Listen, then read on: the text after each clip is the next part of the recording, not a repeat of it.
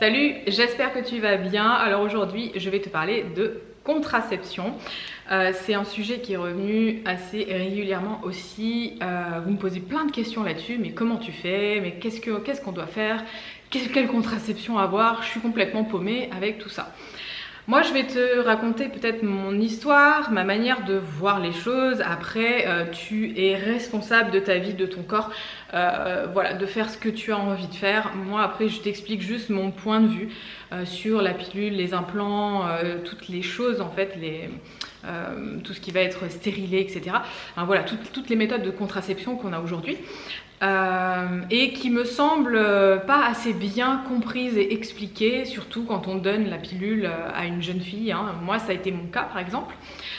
Voilà, donc je vais te raconter mon histoire, comme ça peut-être que ça pourra te parler, peut-être que tu verras un petit peu certaines choses qui vont résonner avec toi.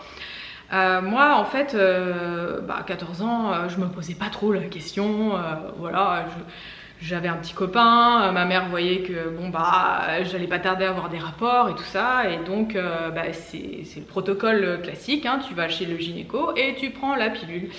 Moi on m'avait appris ça comme ça. Donc je suis allée chez une gynécologue, j'ai pris la pilule parce qu'on m'a dit que tout le monde faisait comme ça, donc tout le monde fait comme ça, donc je fais comme ça. Je me suis pas posé la question si c'était bien pour mon corps, bien pour ma santé, c'était pas des trucs en fait à l'époque dont je me souciais. Donc je prends cette pilule et je commence à avoir beaucoup de dérèglements. Beaucoup de choses dans mon corps, je commence à faire de la rétention d'eau, je commence à avoir des douleurs, je commence à avoir des boutons, je commence à avoir plein de trucs qui commencent à... Ça va pas super bien quoi. Déjà que j'avais une santé qui était pas au top, alors on va dire que la pilule ça a mis le coup de grâce. Comme si tu connais mon histoire, je pense que tu sais qu'à la base j'ai été très malade pendant des années, et c'est vrai que la pilule a fait que rajouter des problèmes de santé à mon tableau. Donc en fait, on va dire que j'ai pris la pilule pendant 7 ans.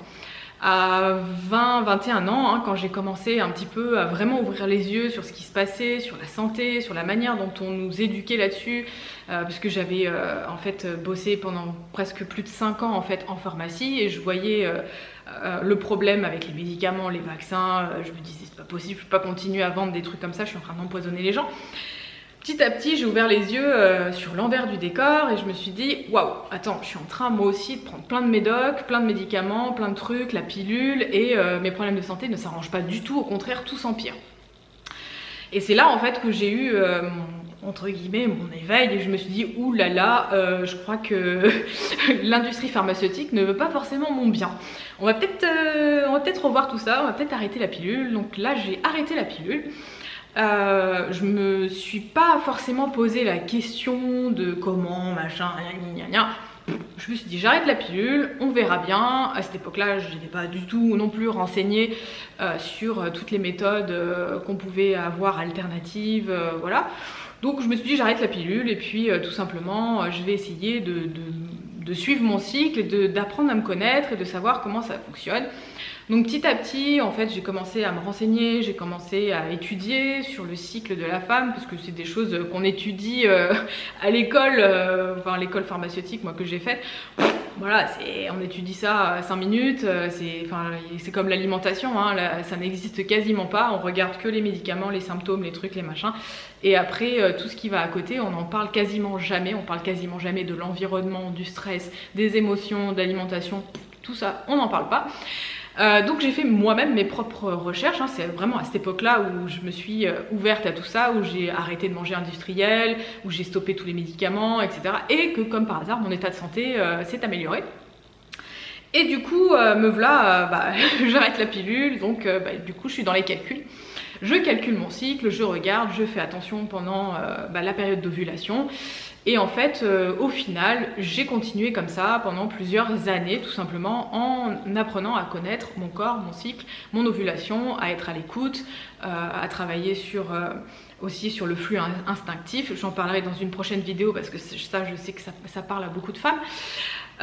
Donc du coup, jusqu'à arriver où voilà, je me dis tiens, c'est la période où j'ai eu ma fille, hein, voilà, là c'était... on va dire entre guillemets, j'ai pas forcément fait attention parce que c'est quelque chose que je voulais. Donc voilà, je suis tombée enceinte quasiment tout de suite de ma fille, et ça c'était il y a 12 ans. Voilà, donc je suis tombée enceinte. Donc pendant cette période là, forcément on n'a plus de règles. Et après j'ai continué en fait tout simplement à faire mes calculs, et jusqu'à maintenant, j'ai 40 ans maintenant, ça fait on va dire presque 19 ans que je fonctionne comme ça.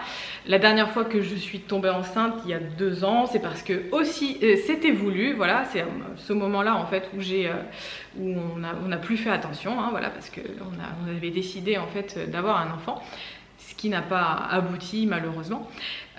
Donc du coup, comment je le pratique au quotidien? Déjà j'écoute mon corps, et ensuite je vais faire tout ce qui est température, je vais regarder ma température, etc. Je vous avais déjà fait une vidéo de toute façon sur le Ladycamp, parce que pour moi c'est un appareil qui est vraiment génial. Donc si vous ne connaissez pas, c'est super pratique. Vous avez directement le thermomètre qui est branché, vous le mettez sous votre langue juste avant de mettre un pied par terre. Quand vous vous levez le matin, vous prenez votre température, et en fait le moniteur calcule naturellement quel est votre cycle et à quel moment il y a des jours rouges, il y a des jours verts. Il met plusieurs mois à vous connaître en fait, tout simplement, à savoir quel est le cycle. Et après, quand il commence à vous connaître, il vous donne tout simplement de plus en plus de jours verts pour pouvoir avoir des rapports non protégés à ce moment-là et qui n'aboutiront pas à une grossesse. Donc moi je le fais depuis pas mal de temps, et ça fonctionne, hein, voilà. Donc je pratique comme ça, et j'ai fait on va dire une croix sur tout ce qui était médicaments, hein, qu'on prend par voie orale, parce que pour moi prendre des hormones par voie orale, c'est vraiment pas bon du tout, hein. Ça c'est mon avis personnel, hein. Voilà, en ayant étudié le truc et en voyant les dégâts que ça fait chez la femme, c'est pas quelque chose que je conseille. Au contraire, hein, j'essaye de faire prendre conscience tout simplement de ce que c'est, de ce que ça peut engendrer. Après, chaque femme est libre de continuer sa contraception ou pas. Après, on a donc le stérilet en cuivre. Bon, le stérilet en cuivre, on va dire que de toutes les méthodes contraceptives, ça va être peut-être la moins grave, hein, parce qu'il n'y a pas de substances chimiques en fait qui sont dans le corps. Ensuite, on a les implants. Donc les implants, ça aussi, hein, c'est des hormones qui sont diffusées. Donc attention, hein, c'est aussi c'est la même chose que la pilule, hein. Donc ça reste quelque chose, une substance chimique qui est injectée dans le corps, qui va dérégler en fait tout le système hormonal de la femme. Après, on peut avoir plein de problèmes au niveau des hormones, hein, au niveau de la thyroïde, etc. Donc faire vraiment attention avec tout ça. Et ensuite, il existe aussi des stérilets à hormones. Faites attention, parce que j'ai remarqué qu'il y a beaucoup de gynécologues qui mettent des stérilets à hormones mais qui ne le disent pas à leurs patientes. Ou alors peut-être que les personnes n'ont pas compris. Mais pour moi c'est quand même important, c'est pas anodin de mettre un stérilet à hormones. C'est assez dangereux, hein. J'ai ma meilleure amie, d'ailleurs on avait fait une vidéo ensemble qui s'appelle le stérilet Mirena. Et c'était un stérilet en fait qui la rendait complètement dépressive, pas bien. Elle avait des douleurs partout, au niveau de la tête, au niveau du dos, au niveau de l'épaule. Elle en parle dans la vidéo justement, et quand elle s'est aperçue que ça venait de se stériler, parce qu'elle est allée sur des forums de discussion de femmes, et elle s'est dit non mais attends, elles ont les mêmes douleurs que moi, les mêmes symptômes et tout. Et c'est vrai que c'est depuis que j'ai mis ce stérilet que je me sens complètement dépressive, pas bien, puis que j'ai grossi et tout ça. Je dis finalement je vais peut-être l'arrêter ce truc. Et en effet, quand elle l'a retiré, il y a eu un avant et un après.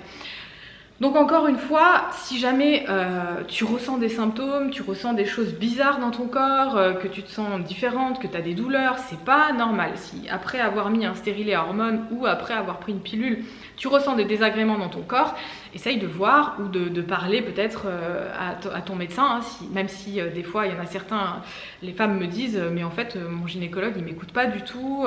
Essayez de trouver vraiment quelqu'un qui est à l'écoute, vraiment qui vous écoute, qui vous dit les choses telles qu'elles sont. Parce qu'il y a quand même pas mal de médecins ou de gynécologues en fait qui sont très expéditifs, qui veulent pas vous expliquer les choses.